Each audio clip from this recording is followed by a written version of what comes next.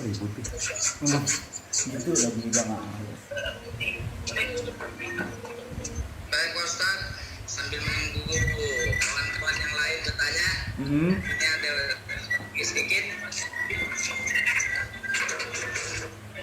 Setelah kita berkemas dan mandi, jemaah akan berangkat ke Masjidil Haram dengan tetap bertalbiyah, baru berhenti saat istilam di Hajar Aswad. Mau ditanyakan nih apa yang dinamakan istilam? Apa Pak? Apa yang dinamakan istilam ke? Iya Pak. Iya. Baik, istilam Hajar Aswad itu artinya memegang atau menyentuh Hajar Aswad. Ini hukumnya tidak wajib, hukumnya sunnah. Dan sangat sulit. Bapak Ibu nanti nak megang Hajar Aswad, sulit. Jangankan di bulan haji, di bulan selain haji kayak sekarang nih musim umroh, itu sangat sulit menyentuh Hajar Aswad. Kenapa? Karena benda sebuti direbut orang berjuta. Ya, makanya nanti caranya bagaimana kalau kita tidak bisa nyentuh Hajar Aswad? Kita dari jauh mengangkat tangan. Ya, sambil noleh ke kiri Hajar Aswad, noleh kiri, kita angkat tangan kita sambil bilang Bismillahirrahmanirrahim. Lalu cium tangan kita gini. Ya Bapak Ibu ya, Bismillahirrahmanirrahim, kita cium gini. Tapi ciumnya kata ulama tidak bunyi. Nah, sunnahnya gini, Bismillahirrahmanirrahim cium gini, bukan cium. Kalau bunyi itu bukan cium, namanya kisbai. Ya kayak anak kisbai, gitu dia. Jadi nyium Hajar Aswad, kalau kita tidak bisa langsung nyium, pakai dari jauh, ya kita pakai isyarat. Ya, sambil gini tangan kita ke kiri ke Hajar Aswad, bilang Bismillahirrahmanirrahim, cium. Bismillahirrahmanirrahim, cium. Bismillahirrahmanirrahim, cium. Baru kita jalan. Jadi istilam itu artinya menyentuh atau memegang Hajar Aswad. Ya kalau bisa nyium, tapi tidak bisa Bapak Ibu ya, tidak bisa sulit. Ya kecuali kalau Bapak Ibu mungkin ya bisa berdua, bertiga, itu insya Allah bisa. Tapi kalau rombongan tidak bisa. Ya.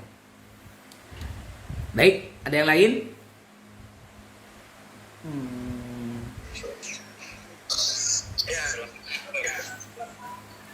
Pak, ambil air sejuk Pak. 11 Pak. Sejuk Pak. Assalamualaikum Ustaz. Waalaikumsalam warahmatullahi wabarakatuh. Iya Pak. Saya mohon penjelasan kembali mengenai Mengenai apa Pak? Ini kebukaannya ini. Arba'in. Mengenai arba'in. Kalau umpamanya kita berhalangan berdasarkan kita berhalangan umpamanya kita lagi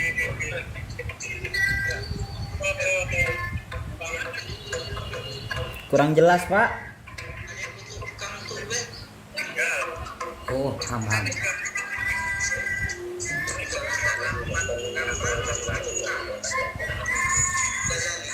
Coba nanti Bapak ini saya moodkan semuanya, nanti yang mau tanya coba nanti dihidupkan sendiri.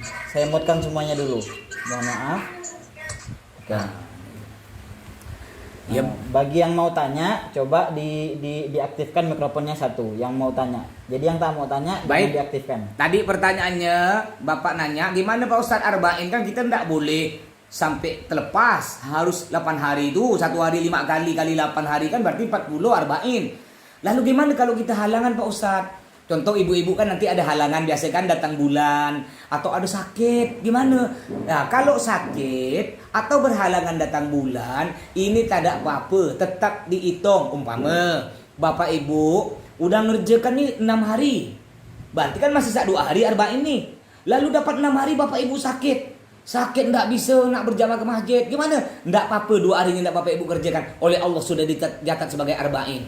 Atau ibu-ibu udah ngerjakan 7 hari, berarti kan kurang 1 hari. Setelah 7 hari ibu-ibu datang bulan, gimana? Tetap oleh Allah dicatat sebagai arba'in, karena itu uzur syar'i, uzur ya yang diperbolehkan oleh agama. Apa saja yang uzur diperbolehkan oleh agama? Di antaranya sakit, ya melahirkan, datang bulan, ini ndak apa-apa. Ya. Baik, ada lagi pertanyaan yang mau nanya, silakan moodnya. Assalamualaikum Ustaz. Waalaikumsalam warahmatullahi. Iya. Ini Ustaz, kita kan kalau biasa mau berangkat kan ada sunnah walimatus safar Ustaz. Iya. Pernah dengar di mana ini juga tidak jelas juga. Jadi sunnahnya itu apakah kita mau berangkat kita selamatan atau syukuran ataupun udah pulang. Karena saya pernah dengar itu sunnahnya malah udah pulang, dia bilang. Jadi waktu masalah apa jadi tidak ada beban kita kalau seandainya misalkan tidak jadi atau apa, maka disunahkan itu waktu udah pulang dari perjalanan. Apakah seperti itu Ustaz? Assalamualaikum warahmatullahi wabarakatuh. Waalaikumsalam warahmatullahi wabarakatuh. Walimatus safar atau istilah kita selamatan haji ini sebenarnya hukumnya tidak sunnah, ya tidak pernah dilakukan oleh Nabi. Cuma ini hukumnya bagus. Ya, kenapa bagus? Karena itu untuk bekal kita. Yang bagusnya kapan walimatus safar acara itu? Yang bagus tuh sebelum kita berangkat.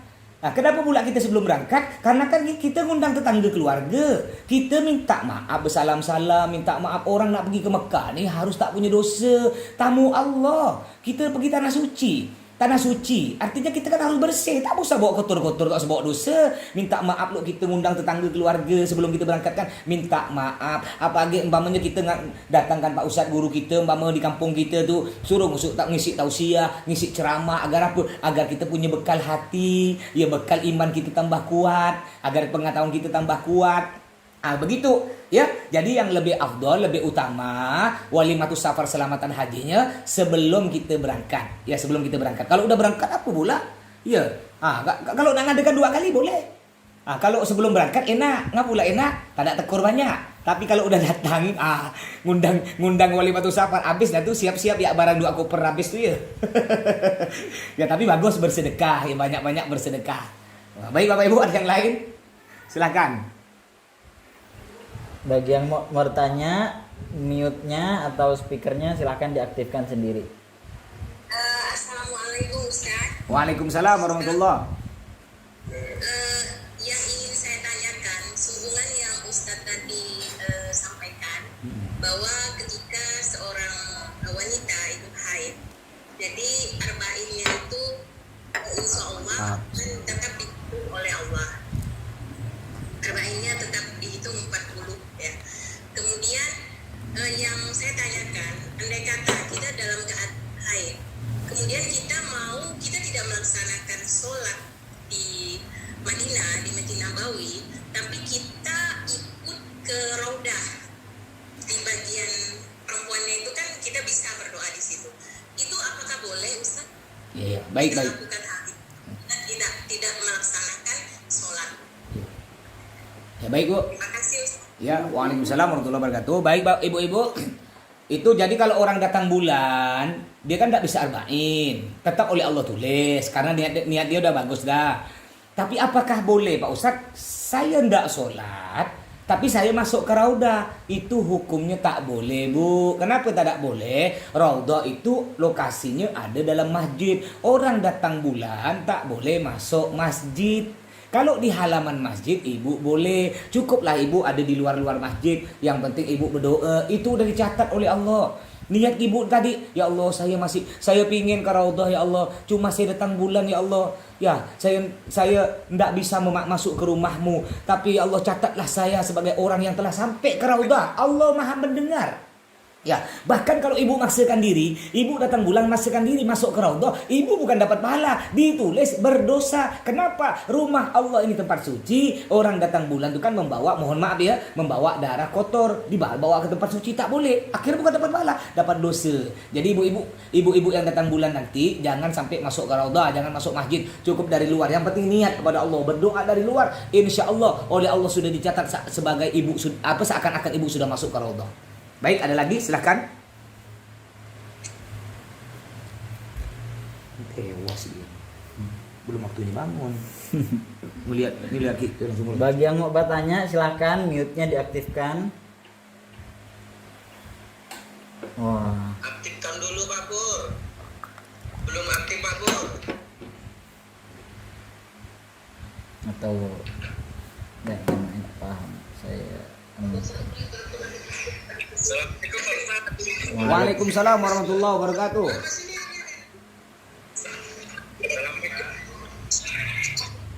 Waalaikumsalam.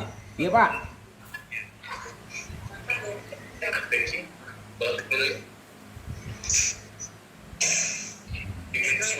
Ada yang mau ditanyakan Pak? Ada Pak Ustaz. Ya. Ini Pak Ustaz. Pertanyaannya Ustaz, kalau mau ke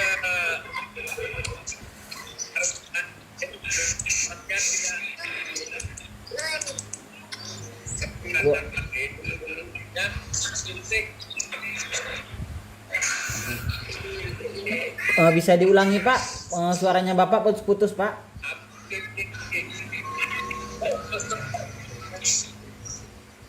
Halo. Bisa diulangi Pak? Suaranya Bapak putus-putus nih.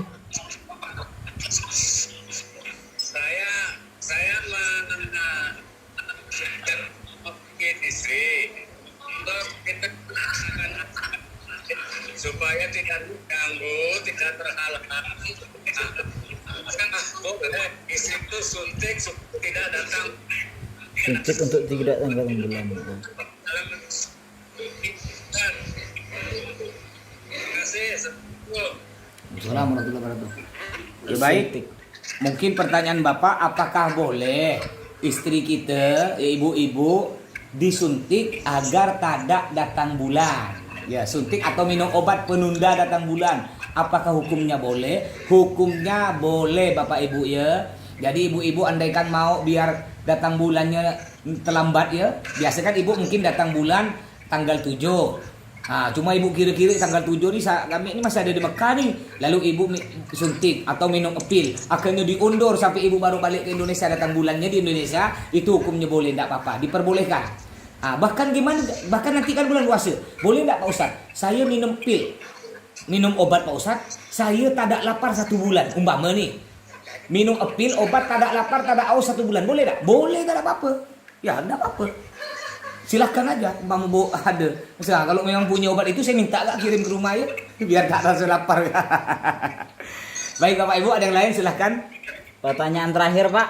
Ya, pertanyaan terakhir ya.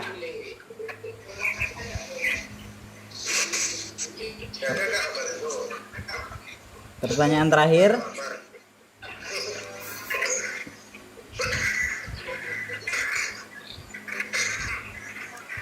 Kita buka pertanyaan terakhir Pak.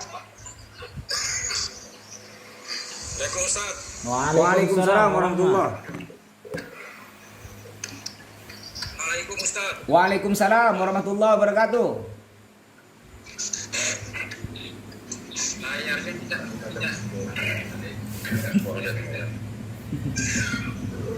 Iya Pak, pertanyaannya gimana Pak? Layarnya tidak bisa. Oh iya Pak, memang pembawaan tripodnya seperti itu Pak. Oh, tidak bisa layarnya. Mulai tadi saya mau itu tapi tidak bisa, suara putus-putus. Yang pertama, yang kedua layar tidak terbuka terlihat.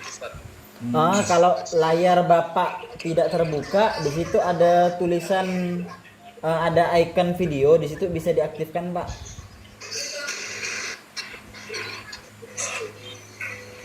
Soal akhir. Baik, pertanyaan terakhir Pak, sebelum diakhiri Pak. Ya. Assalamualaikum Ustaz. Waalaikumsalam warahmatullahi. Nah ini sedikit aja menanyakan ini, waktu melaksanakan tawaf itu, apakah kalau kita batal wudu itu bisa dilanjutkan Ustaz? Oh iya. Baik. Baik, waalaikumsalam warahmatullahi wabarakatuh. Apakah ketika kita tawaf itu kan 7 kali putaran. Ketika kita tawaf baru dapat 3 putaran, tiba-tiba kita kentut batal wudu. Lalu kita keluar Masjidil Haram kan, keluar dari Ka'bah, kita wudu, ya. Lalu kita masuk lagi. Apakah boleh dilanjut? Memang harus gitu caranya. Jadi andaikan Bapak Ibu ketika tawaf baru dapat 3 putaran, lalu batal wudu, kentut umpamanya ya. Bapak Ibu wudu lagi, lalu tinggal lanjut ya. Kan 3 udah, tinggal lanjut 4, 5, 6, 7. Enggak usah ulang dari pertama. Nah, beda dengan sholat ya. Kalau sholat, mama bapak ibu sholat isya baru dapat 3 rakaat, kurang 1 rakaat, lalu bapak ibu kentut berbatal, ya lalu bapak ibu wudu, enggak boleh dilanjut langsung ke 4, ulang dari pertama. Ini bedanya kalau sholat. Tapi kalau tawaf enggak, tawaf silahkan bapak ibu batal di tawaf ketiga, dapat 3 lalu bapak ibu kentut, bapak ibu wudu tinggal lanjutkan 4, 5, 6, 7. Sedangkan nyentuh perempuan Ustaz, nyentuh perempuan batal enggak? Ya, nyentuh perempuan atau perempuan nyentuh laki-laki hukumnya batal. Ya, sebenarnya nih hukum sebenarnya batal di Indonesia. Tapi nanti di Mekah bagaimana Pak Ustadz? Di Mekah itu kita mengikuti ada gaul dari mazhab Syafi'i yang mengatakan karena itu darurat di situ Bapak Ibu. Karena kalau kita ikut di model Pontianak nih kita nyentuh perempuan batal, perempuan nyentuh laki-laki batal, sedang enggak? Bukan apa kalau Bapak Ibu udah batal di situ gara-gara nyentuh nih, nak wudhu ke tempat wudhu tuh kalau musim haji, balik age udah ketinggalan rombongan dah. Ya, bukan dekat-dekat, jauh tempat wudhu tuh. Ngantri lagi kalau musim haji. Bayangkan, berjuta orang ngantri tempat wudhu. Banyak orang ngantri. Jadi untuk di Mekah nanti itu masalah batal wudhu itu kita darurat boleh ikut gaul ya, atau pendapat dari sebagian mazhab Syafi'i mengatakan menyentuh perempuan atau perempuan menyentuh laki-laki yang bukan mahram itu tidak batal, tapi ada syaratnya. Apa syaratnya? Yang pertama, tidak dengan sengaja. Tak ada sengaja. Beda kalau sengaja nyolet dia batal. Tak ada sengaja, kesenggol. Yang kedua, tidak bernafsu. Ya, tidak bernafsu. Jadi bapak ibu nanti yang dengan suaminya, dengan istrinya, takut istrinya hilang, pamannya ketika tawaf sambil pegang-pegang, boleh saja. Tapi syaratnya tadi tidak bernafsu, ya. Makanya jaga-jaga tuh Pak. Baik, mungkin sampai di sini.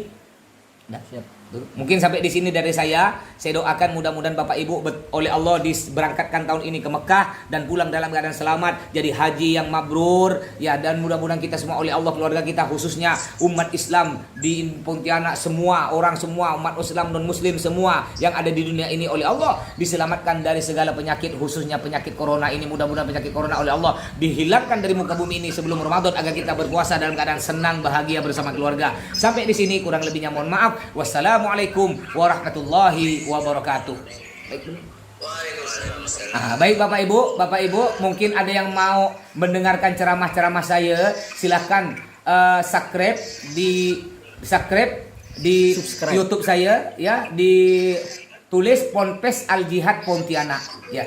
Ponpes Al Jihad Pontianak. Itu silahkan, banyak ceramah-ceramah yang mungkin dapat berguna. Baik, selamat tinggal. Wassalamualaikum warahmatullahi wabarakatuh.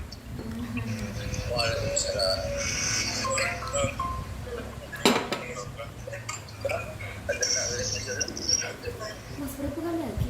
Nah, Ini udah sekali lagi. Dah.